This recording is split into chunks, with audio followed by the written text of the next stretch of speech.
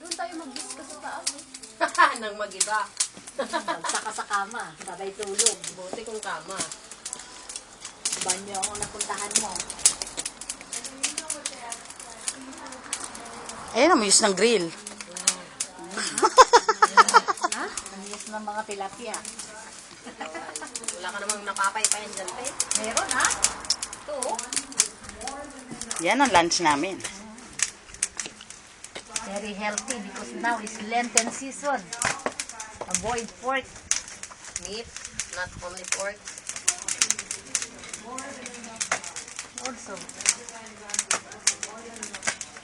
Mamaya, inihaw na rin tayo nito. Sabay ini. Kasi natin din yung sikat ng araw eh.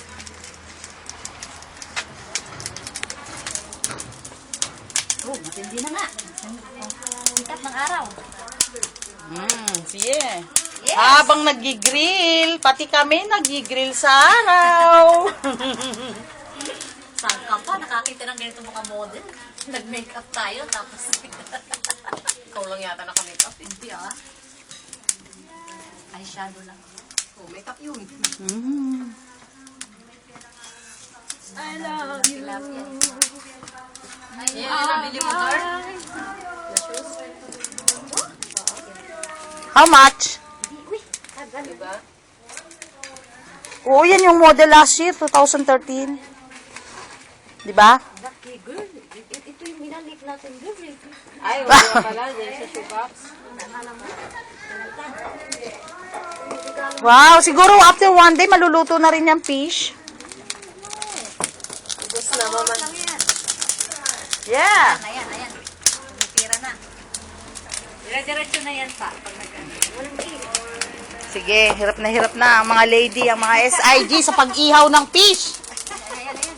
Sige, dyan din girl. Ano mo? SIG fish, simply irresistible fish. Ella, come over. Wow, this is our visitors. Oh, come on. We're grilling. Alright, everybody get in there. Wait there. Nagpipicture eh. Nagpapaypay. Nakawa ng eksena.